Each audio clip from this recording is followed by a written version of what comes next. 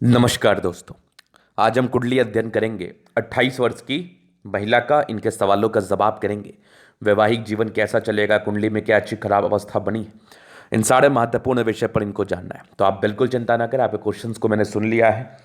अब बताने का कोशिश करूंगा। जो भी आपकी कुंडली में पॉजिटिविटी होगी, जो भी आपकी कुंडली में नेगेटिविटी होगी, हर महत्वपूर्ण विषय पर हम विचार करेंगे।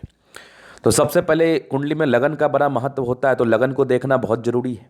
तो 5 लिखा हुआ इस सिंह लगन की कुंडली है। इस कुंडली में चंद्रमा अस्त का है। चंद्रमा पर ये एरो का साइन बुध अस्त का है। अस्त का क्या अर्थ होता है, उस विषय पर भी हम विचार करेंगे। बात समझने की है और समझाने की है।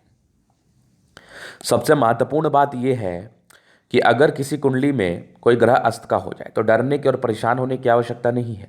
कुंडली में 2 टाइप के ग्रह होते हैं, एक योग कारक होते हैं, एक मारक। योग कारक जो आपके लिए शुभ फलदायी है, मारक जो आपके लिए शुभ फलदायी है। योग कारक आपका दोस्त मान लो, मारक आपका दुश्मन मान लो। और अस्त का होने से कोई ग्रह, किसी ग्रह में पावर नहीं रहता। अगर आपका दोस्त जो योग कारक ग्रह है वो अस्त का हो जाए तो उसके लिए आपको रेमेडी करना है। अगर आपका कोई दुश्मन अस्त का हो जाए तो उसमें पावर नहीं है तो बढ़िया है ना, तो उसके लिए उपाय करके करोगे भी क्या। तो अस्त का ये कंसेप्ट है। मंगल दोष, जी हाँ, इस कुंडली में है, मंगलिक हैं आप और राशि वृश्चिक आ रही है। तो आइए अब देखते हैं और भी चीज़ों पर विचार करते हैं। सूर्य 17 डिग्री पर है तो युवा अवस्था में है। अब बल का भी बड़ा महत्व होता है।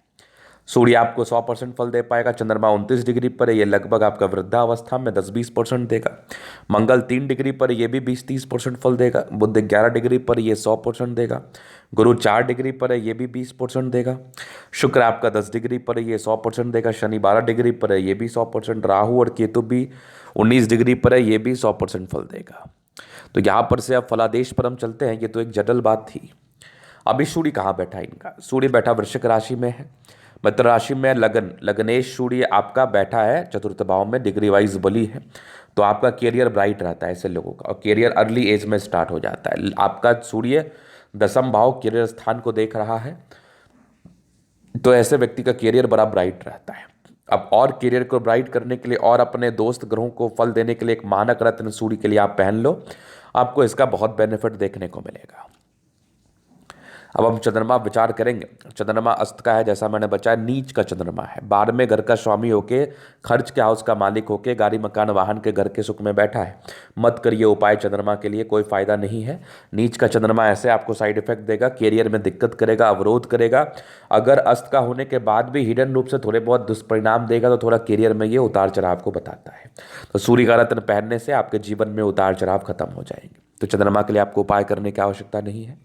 अब हम मंगल पर विचार करेंगे। सिंह राशि का मंगल है, नवमे भाग्य स्थान का स्वामी और गाड़ी मकान वाहन के घर के सुख का स्वामी होके ये डिग्री वाइज कमजोर है, थोड़ा बैठा है लगन पे, मांगलिक दोष है। लेकिन 2 अच्छे घर का मालिक होने से और शनि की स्थिति आपके 7म भाव में होने से, शनि की दृष्टि चंद्रमा पर पड़ने से, मंगल पर पड़ने से, मंगल की दृष्टि चंद्रमा पड़ने से आपका मंगल दोष पूरी तरह से कैंसिल हो गया है। और योग कारक ग्रह जो आपका दोस्त ग्रह है वो दोष नहीं योग बनाता है। तो मंगल के लिए आप एक मूंगा रत्न पहन लें, आपको बहुत ज़्यादा बेनिफिट देखने को मिलेगा, जीवन में परिवर्तन आना तय है। तो सूर्य के लिए आपको मानक, और सूर्य से ज़्यादा कंपलसरी आपका मूंगा रत्न होगा। वैसे मानक भी बहुत बेनिफिट करेगा आपको। हम आगे विचार करते हैं बुध पर। बुध का बेटा, बुध अस्त का है। बुध 11वें दूसरे घर का स्वामी चौथे घर में है। इस बुध का आप उपाय जरूर कर सकते हैं, क्योंकि अगर इस बुध का आप उपाय करेंगे तो सूर्य बुध की युति के साथ एक ताकतवर राजयोग बनेगा, जिसका आपको कहते हैं बुधादित्य राजयोग। बुध का अगर मैं जनरल उपाय आपको दे दूं तो एक पन्ना रत्न की आवश्यकता पड़ती है, लेकिन आपको पन्ना रत्न नहीं पहनना है। अगर बुध का समय आया तो बस महादशा के अनुसार आपको उस रत्न को पहनना है। अभी फिलहाल मैं आपको आगे देख के बता दूंगा कि बुध का क्या और उपाय करना है। अब हम गुरु पर विचार करेंगे। गुरु बैठा आपका चतुर्थ भाव में है। गुरु मित्र राशि में 8वें, 5वें और 8वें घर का स्वामी चौथे घर में, मतलब पंचमेश और अष्टमेश होकर चतुर्थ भाव में बैठा है। बृहस्पति 4 डिग्री पर है, तो कंपलसरी स्टोन में पुखराज भी काउंट होगा। तो पुखराज, मूंगा और मानिक, अगर 2 कंपलसरी स्टोन की मैं बात करूं तो पुखराज और मानक, ये दोनों आपको बहुत ज़्यादा फायदा करेगा, एक्सट्रीम। बृहस्पति का रत्न पहनने से शादी के वैवाहिक जीवन आपका ठीक से स्टार्ट होगा। वैवाहिक जीवन में कोई दिक्कत नहीं होगा, जीवन यापन करने में मदद मिलेगा और आगे का जीवन ज़्यादा बेहतर रहेगा अगर आपने पुखराज रत्न धारण किया तो। चूंकि वैवाहिक जीवन में शनि 7म भाव में होने से थोड़ा लेट कराता है। शुक्र पर विचार करेंगे। शुक्र तीसरे घर में स्वराशि में है। तुला राशि में है, कैरियर के हाउस का मालिक होके, पत्री का पति कारक स्थान का स्वामी होके तीसरे घर में बैठा है। राहु के साथ है, थोड़ा दोष बनाया है, तो इस केस में शादी थोड़ी विलंब से होती है। वही बात है, अगर आपने अपने मजबूत ग्रह के लिए उपाय किया तो कोई दिक्कत नहीं होगा। क्योंकि शुक्र ज़्यादा पावरफुल है और स्वराशि का है, तो राहु कोई खास दोष का निर्माण नहीं कर पाएगा। क्योंकि राहु शुक्र से थोड़ा कम पावरफुल है, तो शुक्र के द्वारा जो दोष बनने थे वो थोड़े कम और लाइटर साइड इफेक्ट देंगे। इसके लिए विशेष चिंता करने की आवश्यकता नहीं है। कर्मठ है आप, कर्म से जैसे व्यक्ति जीवन में आगे बढ़ते पराक्रमी होते हैं, नो डाउट। और शनि पर विचार कर लें तो शनि स्वराशि का है, सप्तम भाव में गजब। शादी लेट ही होगी लेकिन बहुत अच्छी होगी, जीवन बहुत ही अच्छा रहेगा, वैवाहिक जीवन बढ़िया रहेगा और शादी के बाद की बागुदे तय है। चूंकि शनि आपका बहुत पावरफुल है, जिंदगी पर पैसा जरूर आता है। राहु तुला और केतु मेष राशि में है, तो इसके क्या परिणाम आपके जीवन पर आते हैं वो मैं आपको बता दूं। तो इसके परिणाम आपके जीवन पर ये आएंगे कि राहु अगर तीसरे घर में बैठे तो ये जातक को अच्छा तरक्की जीवन में देता है। इसमें कोई चिंता वाली बात नहीं है, इसमें कोई चिंता वाली बात नहीं है।